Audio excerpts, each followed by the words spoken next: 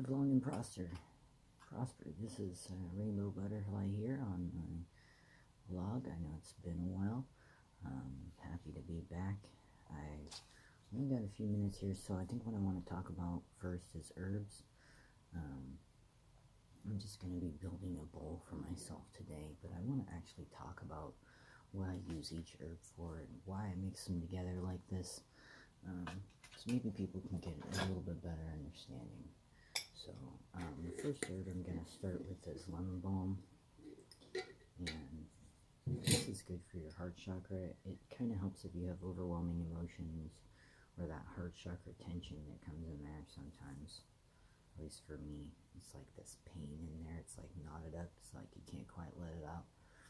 So you need a little extra lemon balm, and that'll help you breathe through it and release that tension. At least that's what it does for me. And why I'm adding it to this bowl. Then I'm going to be adding some mullein at the telepathic advice of my buddy Victor Odo. This is good for your heart and your lungs.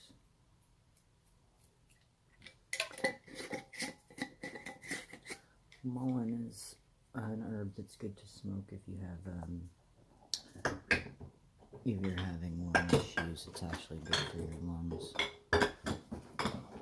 Let's see, I'm going to add a little peppermint, which is another heart chakra herb. It seems to really loosen things up. Can definitely be a little astringent, but I'm going to add a lot because I like it, along with that lemon balm. These are all really thoroughly going heart chakra clearing herbs. And then I'm going to be adding some rosemary and hops and roses. So hops, I don't necessarily know which chakra these belong to, but they're kind of a lightish greenish color, so imagine probably like solar plexus and heart. But these are related to cannabis, and they're very high in myrcene, and they're very high in caryophyllene. Caryophyllene is also found in black pepper and assists with anxiety and digestion. Myrcene and sleep. Hops are actually approved in Germany as a sleep aid for insomnia, as a treatment for insomnia by the German Commission E, I believe. So these are a sleep aid. They are good for your digestion because of the caryophyllene. And myrcene is important, and it's one of the main reasons I employ hops, because myrcene improves the permeability of the blood-brain barrier. And what this does is it makes it so that you get more high or stoned or whatever effect you are looking for in your brain from the THC, the CBD, hell, the myrcene, the caryophyllene, all of the rest of the chemicals in your herbs. You're going to get a better dose more efficiently using less if you add something like hops or lemongrass that has plenty of myrcene. This chemical is also found in mangoes and cloves. I used to eat mangoes every day as medication, like 3 times a day, so that I didn't have to use as much marijuana. Mangoes are pretty expensive though, even relative to marijuana. Hops are cheap. You can get hops online at like mountainroseherbs.com. Now I'm adding rose petals. These are some of my favorite herb to add to a bowl. They just smell fantastic. They feel good. They really facilitate like loosening up those emotions. They make me feel happy. If I'm sad, they help me cry it out. They help me release emotions a lot, and they help me be honest with where I'm feeling about where I'm at. And they're very romantic too. And I like being romantic with myself. Very good for self-love. Very good for the universal love vibe. I'm going to add a lot of roses to this bowl. I'm going to make a great big mixture here and mix it all up. And I'll show you what I've got once I've got it here.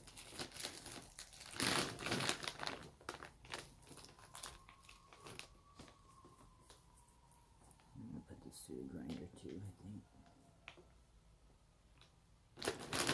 Some roses there. I'm going to add rosemary. Now, rosemary is a quote-unquote protective herb. I would like to be adding some oregano, but I cannot find the oregano that I bought at Winco's earlier, unfortunately. But rosemary is a great root chakra herb. I'm sure most people know what rosemary looks like. That's what it looks like, just in case. Just those little pine needles of the rosemary. I'm going to grind that up with my fingers, just break it up with my fingers right into the mix. And I add that for paranoia. The rose really helps with paranoia too. The rosemary really helps to keep you grounded. Helps with paranoia. Especially. But I just got way more grounded when I was just grinding it up in my fingers. And I want to add, last but not least, I do want to add some of this special peppermint. And don't forget, you can do things like add intention or crystals into your herbs. And you can add something a little better, a little bit different, or a specific intention for what you're doing. In this particular jar, this peppermint that was used to soothe wounds at the beginning of Ragnarok. So that's what it's here for. I'm trying to find the lavender. Ah, there it is. Box. So I'm going to add some lavender as well. A little bit of a word of warning about lavender. It really depends on where you're at in the process and what kind of symptoms you tend to have. Whether lavender is going to be something you want more of or less of. I think it's a good idea to have a little of. Even back last summer when I was really manic, I used at least a little bit of lavender. But I definitely noticed that it can put me way up in my head and talking to myself a lot. However, I also noticed what Teal Swan said, that it can aid in the brain and relaxing into the physical. So,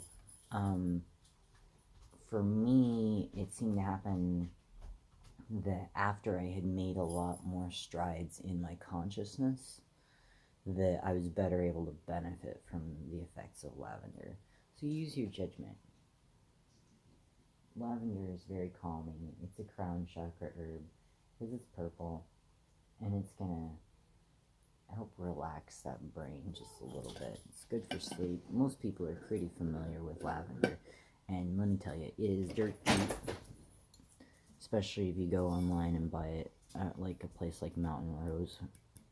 I like Mountain Rose because they've got a lot of certified organic herbs, and they are a zero waste facility. Every time they send me herbs in the mail, I get it in recycled packaging, and it's all packed up really nice and stuff that's been recycled and reused, and makes me feel good to have a chance to at least get my herbs responsibly. I'm not sure if they're really not more expensive than other places if you buy in bulk. Like, I like to buy like the pound bags because, yeah, you'll have it a long time, but at least for me, I'll use it up within a year or two, so it's worth it. It's super, super cheap. Like, buy lavender by the pound, you might pay 10 or 20 bucks for a pound of lavender, but let me tell you how much a pound of lavender is. It's a gigantic pickle jar full of lavender, and you're going to be in enough lavender for a long fucking time. And then you won't ever have to buy lavender for a long time. I'm just looking for my grinder. and grind this up. No, I'll just get out the other herbs. Put them together. This isn't really about me getting started. So, I'm also going to be adding bulk CBD powder. You know, I couldn't tell you where I got this. I got kind of given the runaround. There's a lot of places where you can get bulk CBD powder online, though, and it's pretty useful to have around. I add it to most of my bowls to ensure the right CBD to THC ratio, which is like a 1:1, 1:2 THC to CBD for me personally. So here's I like to set my herbs on top of my art, and then I use the artwork as a funnel to pour it into my bowl, and then I use the art. Then I use the herbs to help me make the art too. But now that you guys can see what I made here, and I discussed every herb that's going to go in here, I'm not going to talk too much about medical marijuana because there's already been a lot on that right now, and I've only got so much time. So I appreciate you watching my video about mixing herbs and what I do with each one. And I hope that you'll tune back in again soon, and I apologize for my rough appearance today. Live long and prosper. Remember, I'm not a doctor. I'm just a mad scientist here to tell you about how I use the herbs. Have a wonderful day. Take care.